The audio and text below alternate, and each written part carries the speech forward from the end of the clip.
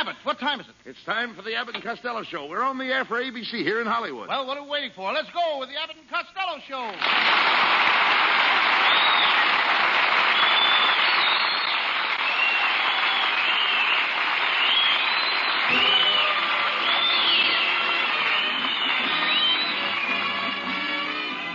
Yes, it's the Abbott and Costello Show, produced and transcribed in Hollywood for your listening and laughing pleasure with chuckles with a carload and music by Matty Malnick. So hold on to your chairs, folks, for here they are, Bud Abbott and Lou Costello.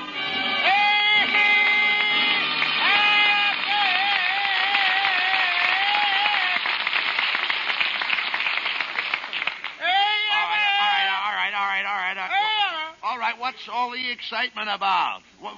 What happened, Lou? Well, Uncle Mike discovered gold on his ranch. Well, good for Uncle Mike. Yeah, he's sending to Europe for some Englishmen with shovels. He's sending for Englishmen with shovels. What for? He figures England will want to borrow the gold sooner or later, and they might just as well come over here and help dig it up.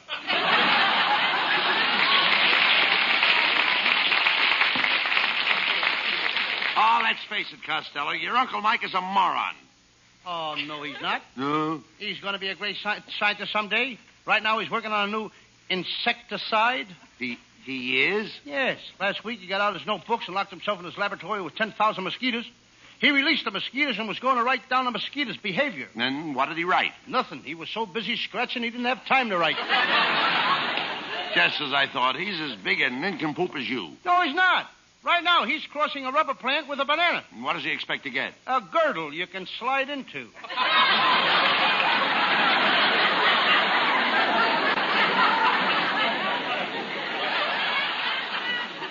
You know, your whole family are jerks.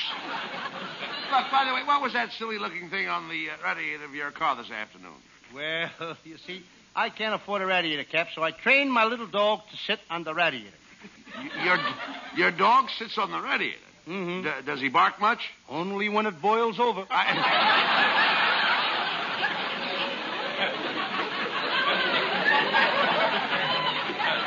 gotta leave you now, Abbott.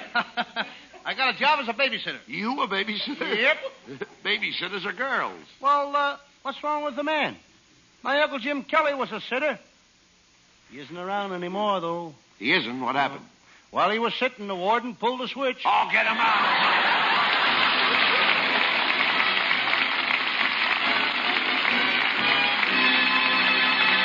And there'll be much more of that terrific Abbott and Costello humor in a few seconds.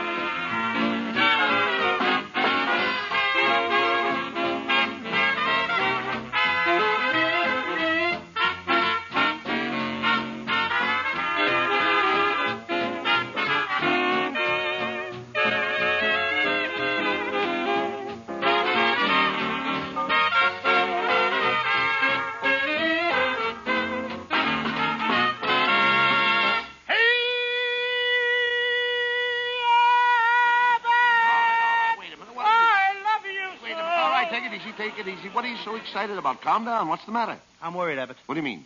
My Aunt May is in terrible shape. Well, what's the matter with her? She's got hallucinations. She thinks she's a taxicab. She thinks she's a taxicab? Yeah. Why doesn't Uncle Mike call a doctor? Why should he? She gets him to work faster than the Sunset Bus. How long has Uncle Mike and Aunt May been married, Lou? Well, it's just 20 years since they went on a honeymoon. Aunt May went to Niagara Falls, and Uncle Mike went to Miami. Wait a minute. You mean they weren't together on their honeymoon? No, Uncle Mike said that a honeymoon is the happiest time of your life, and why let marriage spoil it? Well, it's wonderful to think that your Aunt May and your Uncle Mike have been married for 20 years. Yeah. But really, Abbott, what's wonderful about it? Uncle Mike thought she loved him, but for the whole 20 years she hated him. Hated him like poison. And now they have 17 children. Wait a minute. If she hated him, why did they have 17 children? Well, it was her idea. She was just trying to lose them in a crowd.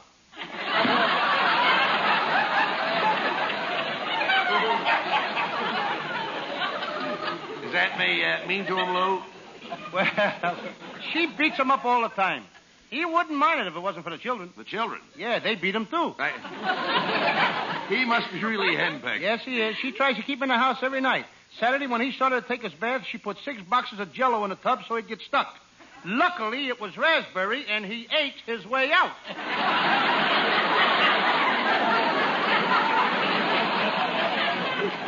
Well, they don't have a very happy home life, do they, Lou? No. Saturday night, Uncle Mike played pinochle all afternoon, and when he came home at 6 o'clock, there was no dinner on the table. Well, where was your Aunt May? Down at the bowling alley. She's down there 7 days a week. Well, that's a shame. Yep, Uncle Mike should have never got her that job setting pins. Well, look, wasn't your Uncle Mike married once before? Yeah, but his first wife passed away. Well, now that's too bad. Uncle Mike had such a tough time collecting the insurance that sometimes he almost wishes she hasn't died. What did your Uncle Mike do before he got married, Lou? Well, he was quite a Romeo, Abbott. For 2 years, he carried a torch for a girl in Pennsylvania. He carried a torch for a girl in Pennsylvania? She was a coal miner, and it gets pretty dark in those tunnels. Didn't he ever work for a living? Sure, he had a job in a canned soup factory. He was in the chicken soup division. He was a dragger. Now, wait a minute. What are the duties of a dragger in a canned soup factory? Very simple. When a 1,000-gallon tank of hot water was ready, he'd drag a chicken through it. Well, it's no wonder your Aunt May fights with Uncle Mike. Yeah. You should have seen Aunt May Sunday night, Abbott. She was so mad at Mike that she said she was going to pack her suitcases and leave him forever. Now he's really worried. He is? Yep.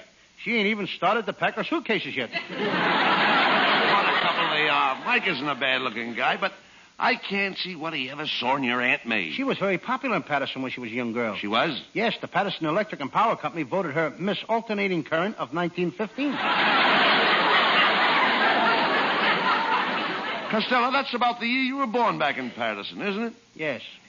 I'm Patterson's favorite son. What do you mean? Just last week, the people of Patterson erected a statue in the very spot where I was born. The spot where you were born, where was that? Right in the middle of the Greyhound bus depot. You were born right in the middle of the Greyhound bus depot? It was raining and my mother couldn't get a taxi.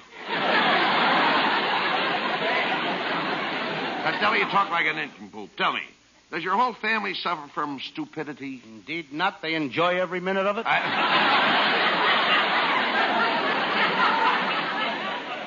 Hey there, Costello. I want to talk to you. Mister, do I owe you any money? No. Mm-hmm. Did I ever give you a tip on any of my horses? No. Have you got a red-headed sister in Chicago? No. Okay, go ahead and talk to me.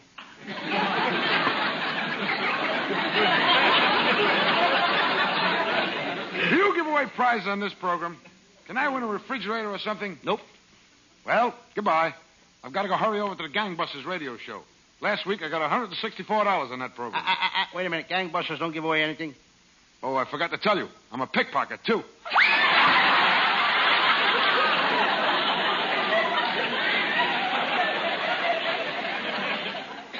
Now I know where I saw that guy, Abbott. It was the 30th anniversary party. Yours. Remember you had a swimming pool filled up with bourbon? Yeah, the whole swimming pool was filled with bourbon. What fun. Yes, I never saw so many people going down for the third time with smiles on their faces.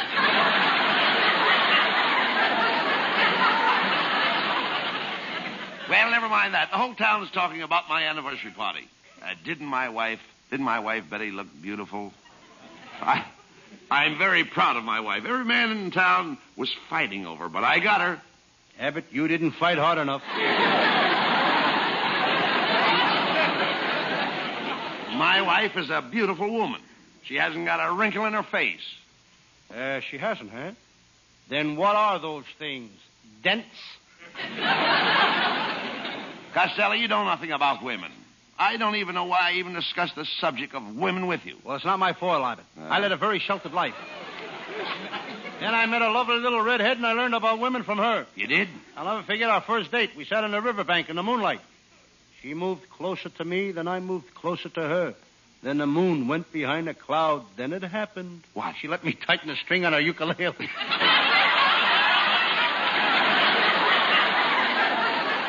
she kiss you, Lou? Yes. Did you like it? Oh, boy. How did it make you feel? How did it make me feel? Yeah. Did you ever stand on a hot buttered waffle and have somebody pour maple syrup down your spine?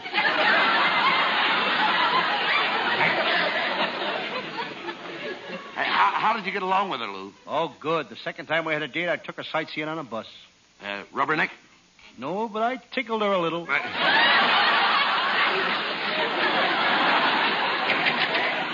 Hello, boys. Hey, look, Costello, it's our secretary, Viola Vaughn. Well, Viola Vaughn. That's my line, Lou. Take it. Well, Viola Vaughn. I understand you bought a new car. How do you like driving in California? Well, it would be. That's it yours. would be. Go ahead.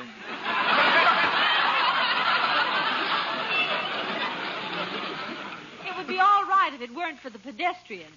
What's wrong with the California pedestrians? Well, I was driving down here tonight, and one of them whizzed right past my windshield. The dirty coward was pole vaulting across the street. Sneaky devils, ain't they? Viola, why don't you take me for a ride down the beach tonight? I should say not. Costello, Viola's only kidding. She really likes you, but you've got to do something to show that you like her. That's right, Costello. Do something brave. Do something brave? Uh-huh. I know what I'll do. I'll join the army and help fight the British. But we're not fighting the British. That's all the better. That way nobody can get hurt. Costello, you know, you've been acting kind of queer lately. Hey, wait a minute. Come to think of it, you're right, Viola. Yesterday afternoon, I saw him sitting up in a tree in Griffith Park. Costello, what were you doing up in that tree? Signing autographs? Signing autographs. Yes, the robins thought I was Woody Woodpecker.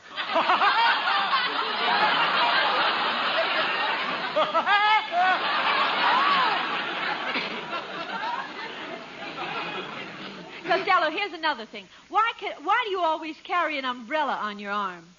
Why don't you get a girl on your arm? You know, a girl is much nicer than an umbrella. Oh, I don't know, kiddo.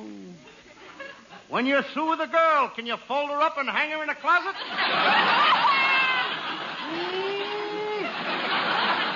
Why, you simple-minded, no-good, low-down... Now, just a minute, Mr. Abbott.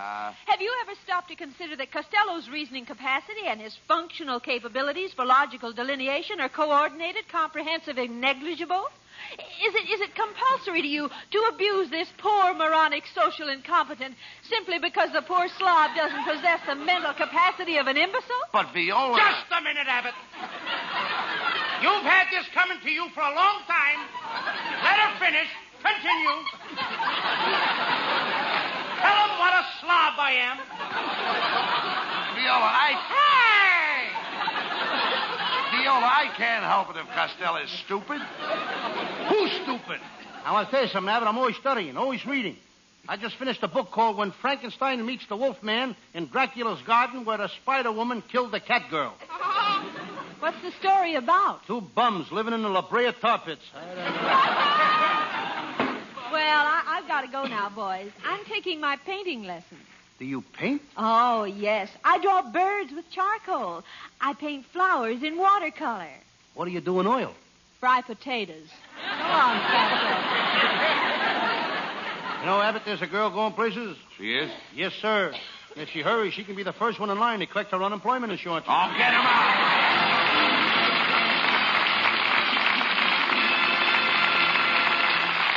Now, while we take a 60-second intermission, we'd like you to consider this.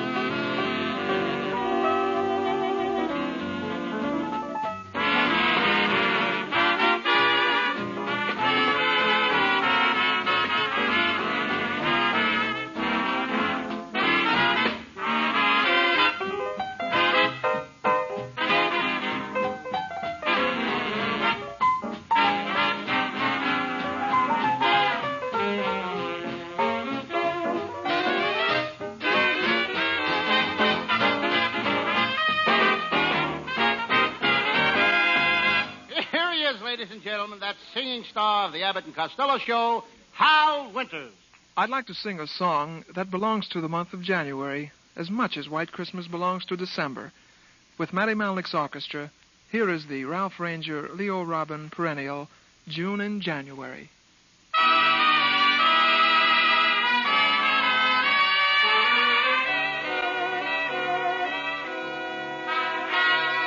It's June in January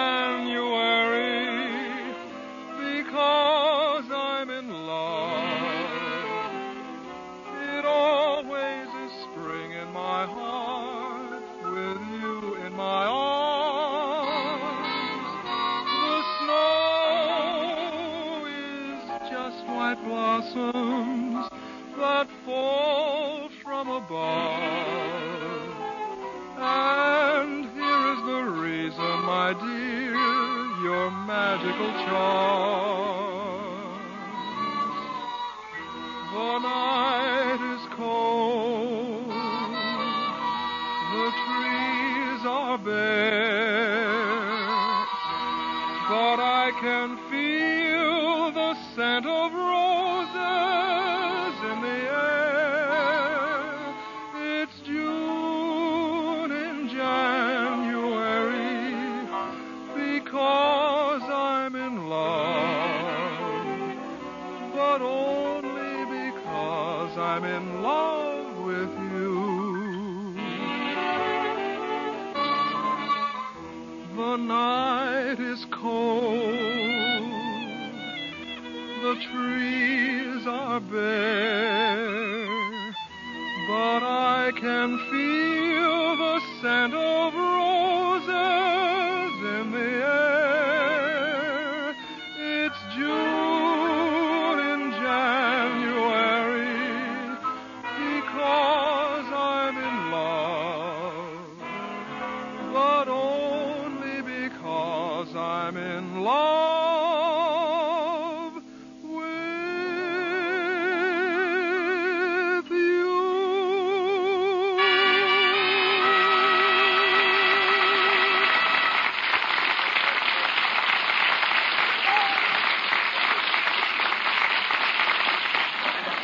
Hey, Abbott. I just made an important discovery. I think I can safely announce that Governor Dewey will run for president in 1952. Oh, what makes you think that? He just started taking piano lessons. You know, Costello, ever since you started playing the part of Sam Shovel, private detective, you've got your nose in everybody's business. You've been as busy as an ant. Ants are busy. Certainly. Then why are they always going to picnics?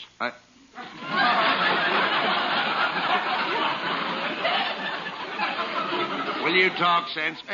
What is that letter you have in your hand? Well, Abbott, it's another fan letter. Listen to this. Dear Lou Costello, a Sam Shovelly detective, you are the greatest thing on radio. I love your show. But my wife won't listen to it. She says she needs you like she needs a hole in the head. I'm sending her to see you tonight. Mr. Costello, there's a lady to see you. What does she look like? She's a short, fat woman with a hole in her head. Oh, never mind. What is your Sam Shovel detective story for tonight, Lou? I think I'll do one of my old Western cases. I call it the case of the general who opened up a drive-in and was caught selling horse meat, or Custer's last hamburger stand. Well, now you're talking. Let's do it.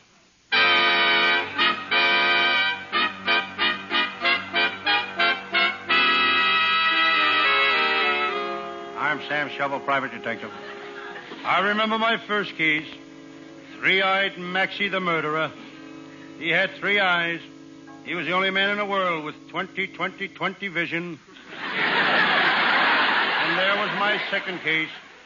Terrible Tony, the toughest gangster in Los Angeles. He was a bronze giant with muscles of steel and an iron fist. I had to shoot him. May he rust in peace.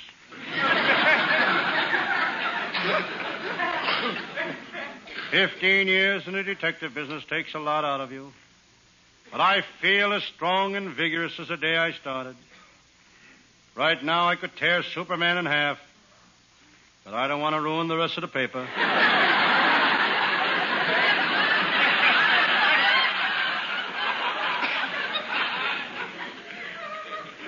I feel kind of thirsty. I go to the sink. This Los Angeles water is getting harder every day.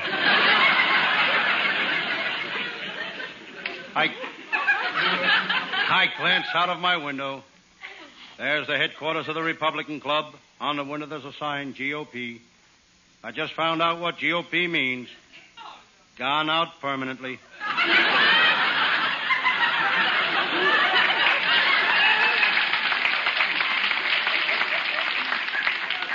I look down at my desk. There's my new wristwatch. It's a shock-proof, non-magnetic, waterproof watch. The directions say don't take this watch out of the box. Fresh air ruins it. I think I'll give it to my secretary. What a secretary. She got the job the hard way. The hard way. She knew how to type. Lying next to my watch is my shotgun. I decide to see if it's loaded. I pointed at the floor and pulled the trigger. I looked down at the floor. When did I buy open-toed shoes?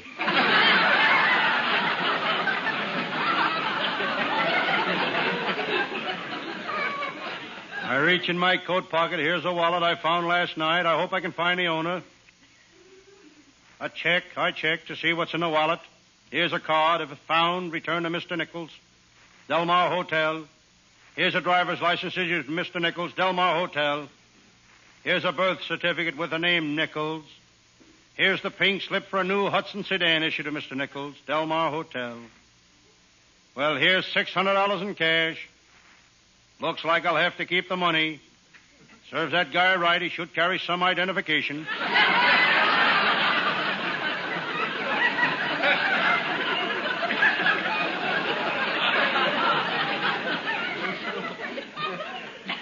The name on the money is Washington.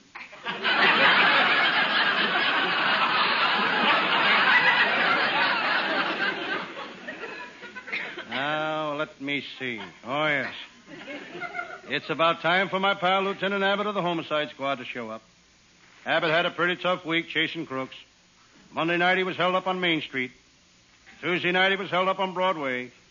Wednesday night he was held up on Sunset Boulevard.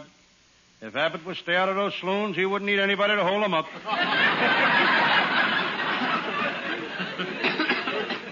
Lieutenant Abbott don't have to work. He was born with a silver spoon in his mouth. This was okay until he found out that all the other kids had tongues.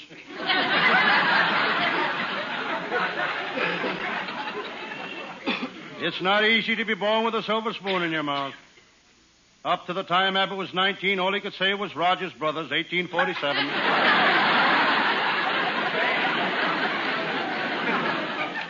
Before he became a detective, Abbott was a motorcycle cop. He was the only cop on the force that had traffic eyes. Real traffic eyes. They'd always look both ways before crossing each other. No matter what case Lieutenant Abbott goes out on, he's never stuck. Hello, Sam Shovel, private detective speaking. Hello, Sam. This is Lieutenant Abbott. Sam, what time do the vaults open in the Fourth National Bank? At 9 o'clock tomorrow morning. Not till 9 o'clock tomorrow morning? That's right, Lieutenant Abbott. You can't get in those vaults till 9 o'clock tomorrow morning. Who wants to get in? I'm trying to get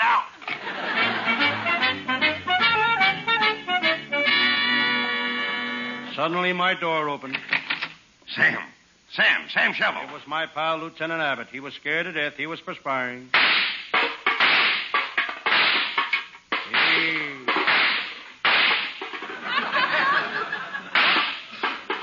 He was sweating bullets.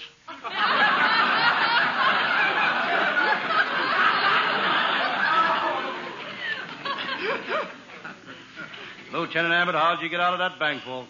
Sam, I'll tell it to you all in a nutshell. Can't you tell it to me here? I don't think we'd both fit in a nutshell. Sam,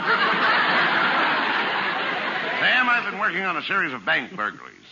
Monday night, the Kelly gang held up the First National Bank. Tuesday, they held up the Second National Bank.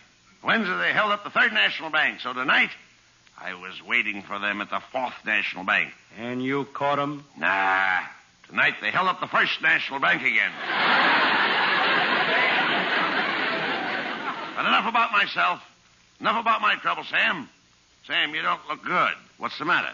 I didn't get any sleep last night, Lieutenant. A burglar climbed into my bedroom window and made me get out of bed.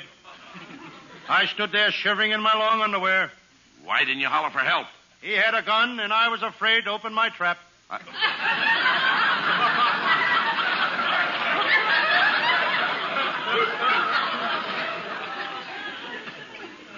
After the burglar left, I still couldn't get any sleep. I was worried about my brother Pat. He kept poking his head into my room. Well, lots of guys poke their heads into their brothers' rooms. On the end of a stick?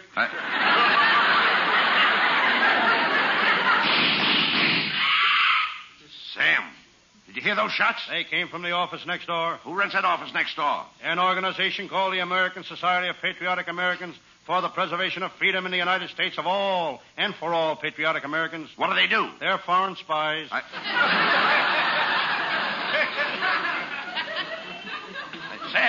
Sam, look. There's the guy that did the shooting. He's coming in here. He's got a gun. So this is the place I've been looking for, eh? Where's Sam Shovel, the private detective? What do you want with him? I'm going to kill him. I hate radio detectives. I hate them all. The Thin Man, the Fat Man, Ellery Queen. But most of all, I hate Sam Shovel. I'm going to gouge his eyes out. I'll fill him with lead.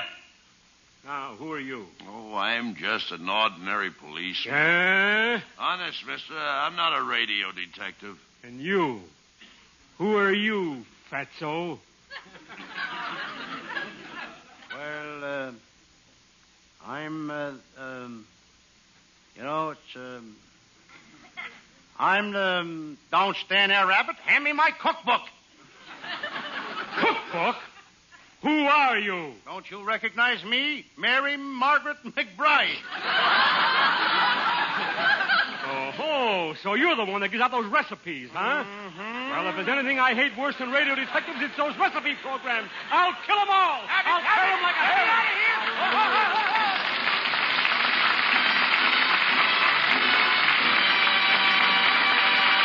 Bud and Lou will wind up tonight's hijinks in just a moment, folks, after a little advice from this fellow.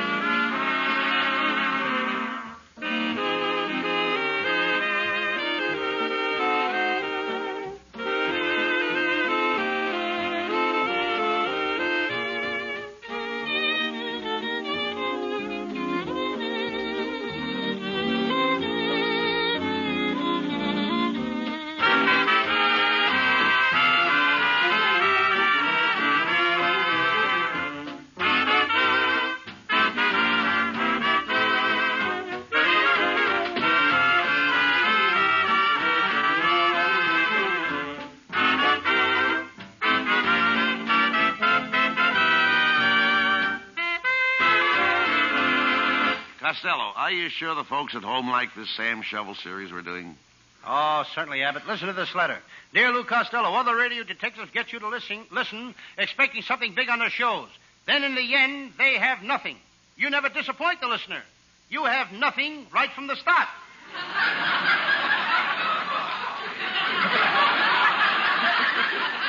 Well, now, that's quite a compliment to our writers. Oh, sure. And I'm glad they heard that fan letter, folks, because our writing staff is headed by Eddie Foreman with Paul Collin, Pat Costello, Martin Raggaway, and Leonard Stern. And our producer is Charles Vander. See you all next Thursday. Good night, folks. Good night, everybody. Good night, everybody. It's Hank from New Jersey. Good night, everybody, all over the world.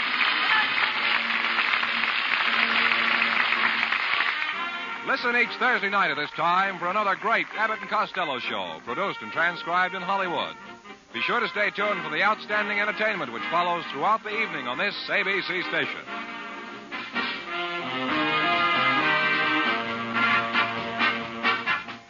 Enjoying the timeless classics on Golden Age Radio?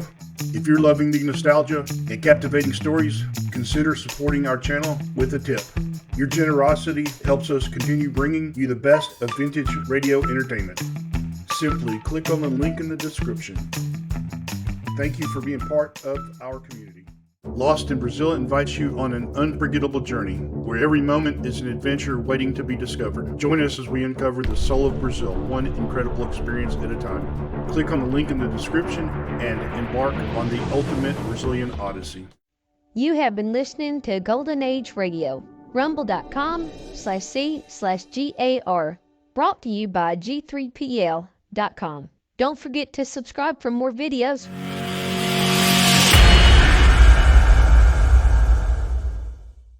I would like to extend my sincere gratitude to Old Time Radio Research Group for their remarkable efforts in preserving and archiving the captivating world of old time radio programs. Their dedication to safeguarding these precious audio gems ensures that future generations can relish the enchanting stories, music, and entertainment of the past. Their invaluable contribution allows us to step back in time and experience the magic of radio history firsthand. Their link is in the description below.